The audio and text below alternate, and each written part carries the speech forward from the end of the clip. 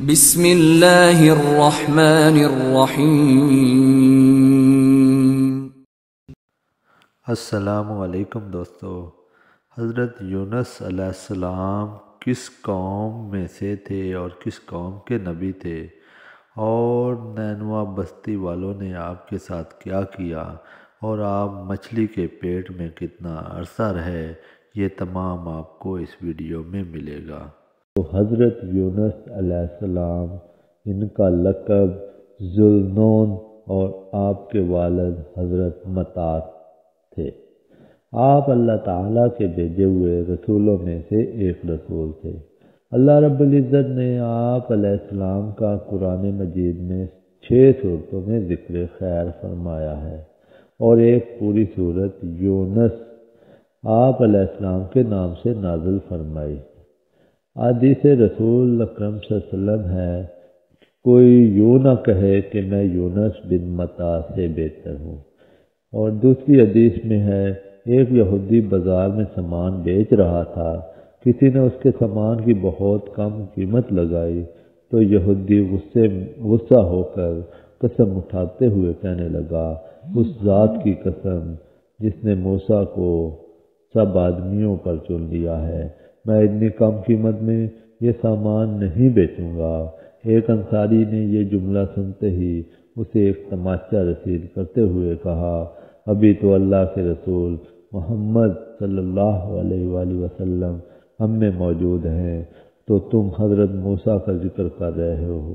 وہ یہودی آپ صلی اللہ علیہ وسلم کی خدمت میں حاضر ہوا اور کہا کہ اے ابو القاسم، میں ذمہ ہوں اور میرا مسلمانوں سے جزیہ دینے کا عہد ہے، پھر مجھے مسلمانوں نے تماچا کیوں رسید کیا؟ جب آپ نے ساری حقیقت معلوم ہوئی تو آپ نے انصاری کی اس حرکت پر غصے کا اظہار کیا اور فرمایا، اللہ کے پیغمبروں میں سے ایک کو دوسرے پر فضیلت نہ دیا کرو، اور میں یہ نہیں کہتا کہ کوئی یونس بن متع سے افضل ہے۔ اسی طریقے سے فرمان الہی ہے، بے شک یونس علیہ السلام رسولوں میں سے تھے، اور اس کے بعد ہم نے انہیں یونس کو 1,00,000 بلکہ اس سے بھی زائد لوگوں کی طرف رسول بنا کر بھیجا۔ حضرت یونس علیہ السلام موصل کے قریب نینوا بستی کے مکینوں کی رہنمائی کے لیے رسول بنا کر بھیجے گئے۔ آپ علیہ السلام نے انہیں اللہ تعالیٰ کا پیغام سنایا کہ اللہ کی عبادت کرو اور اس کے ساتھ کسی کو شریک نہ ٹھہراؤ۔ آپ علیہ السلام کی قوم بڑی سرکش تھی، 33 سال کی تبلیغ کے باوجود بھی انہوں نے اللہ تعالیٰ کی وحدانیت کو تسلیم کرنے سے انکار کر دیا۔ آپ علیہ السلام نے دل برداشتہ ہو کر ان کو اللہ کی طرف سے سخت عذاب کی خبر سنائی، جس پر قوم کے سرکش لوگوں نے آپ علیہ السلام کی باتوں کا مذاق اڑاتے ہوئے کہا کہ اگر تمہارے پروردگار کی طرف سے عذاب آنے والا ہے تو ہمیں اس کا وقت بتاؤ۔ حضرت یونس علیہ السلام نے انہیں کہا کہ 3 دن کے اندر تم پر عذاب الہی آ جائے گا۔ حضرت یونس علیہ السلام اپنی قوم کو عذاب کا وقت بتانے کے بعد اللہ رب العزت کی طرف سے ہجرت کا حکم ملنے سے پہلے ہی نینوا بستی سے نکل گئے۔ اللہ رب العزت نے اس بات پر ناراضگی کا اظہار فرماتے ہوئے انہیں آزمائشوں میں مبتلا کر دیا، جیسا کہ فرمان الہی ہے۔ مچھلی والے یونس کو بھی یاد کیجئے، جب وہ اپنی قوم سے ناراض ہو کر چل دیے اور وہ سمجھے کہ ہم انہیں نہ پکڑ سکیں گے۔ جب حضرت یونس علیہ السلام اپنی قوم کو عذاب الہی کی خبر سنا کر وہاں سے چل پڑے تو آپ کے جانے کے 3 دن چاروں طرف سے عذاب الہی کے آثار نظر آنے لگے۔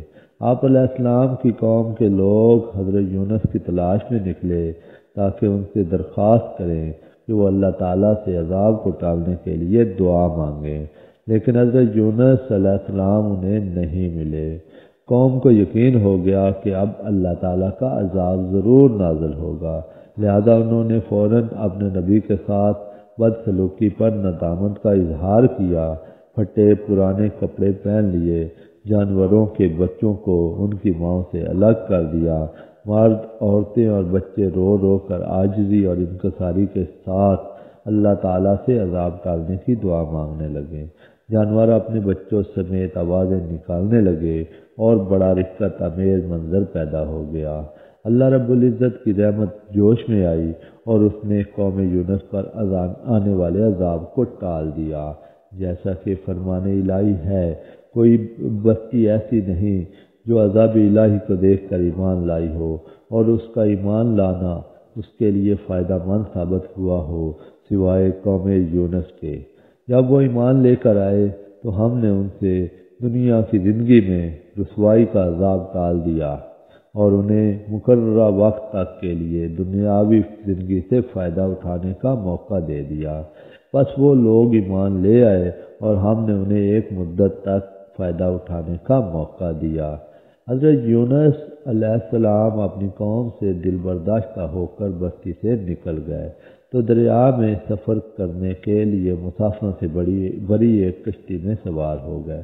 جب کشتی دریا کے درمیان پہنچی تو ڈگمگانے لگی اور قریب تھا کہ وہ ڈوب جائے۔ ملا نے کہا کہ کوئی ایسا مسافر کشتی میں سوار ہے جو اپنے مالک سے بھاگ کر آیا ہے، جب تک وہ کشتی سے نہیں نکلے گا کشتی کنارے پر نہیں پہنچ سکے گی۔ کشتی میں سوار افراد میں سے کوئی بھی اپنے آپ کو مالک سے بھاگنے والا تصور نہیں کر رہا تھا۔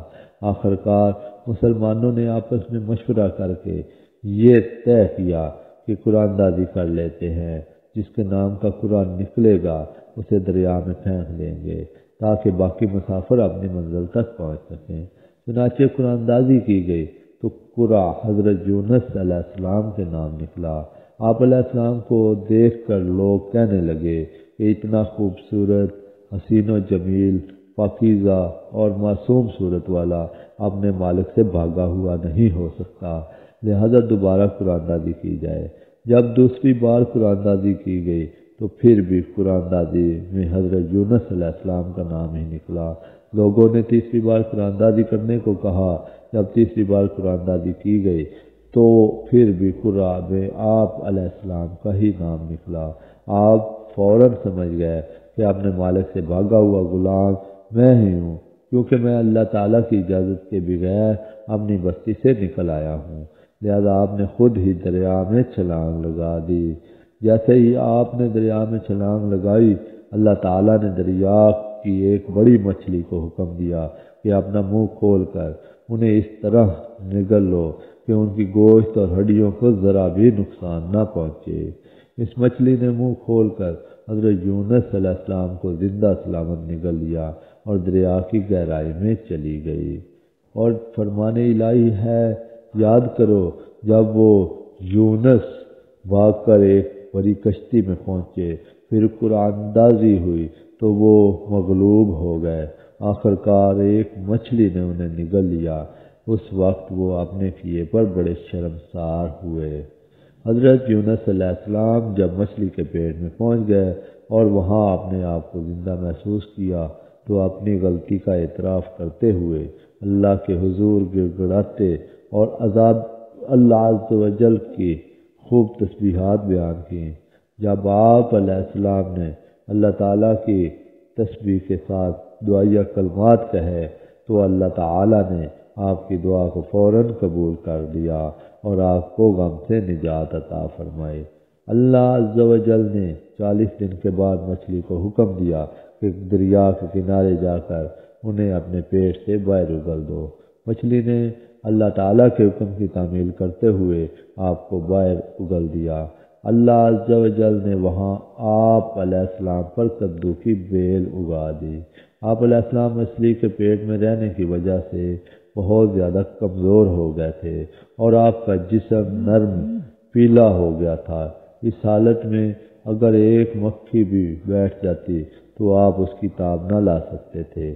کدو کی بیل کے پتے چوڑے ہونے کی وجہ سے سایہ گھنا ہوتا ہے اور اس کے قریب مکھی نہیں آتی۔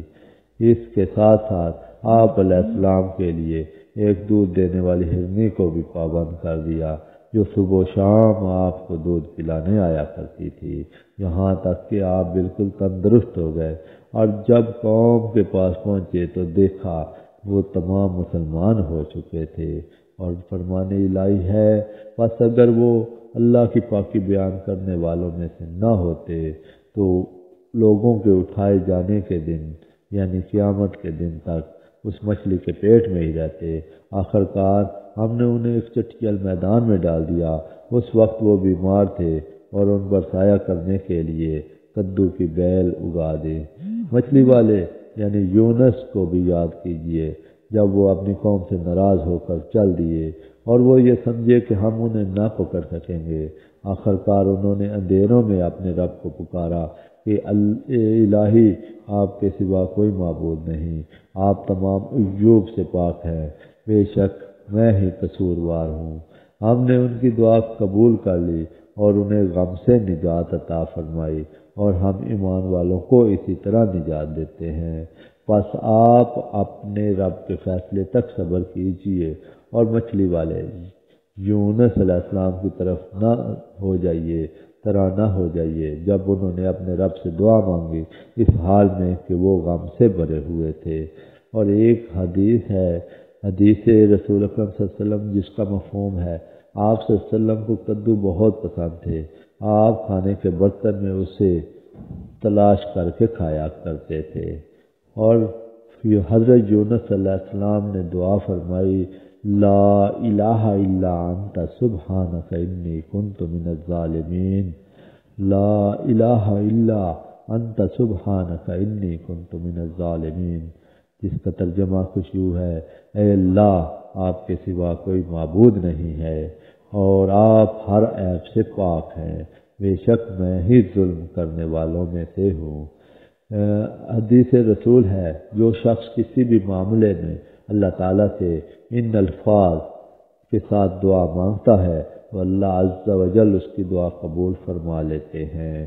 تو یہ حضرت یونس علیہ السلام کا واقعہ تھا۔ تو امید کرتا ہوں آپ کو ویڈیو پسند آئی ہوگی۔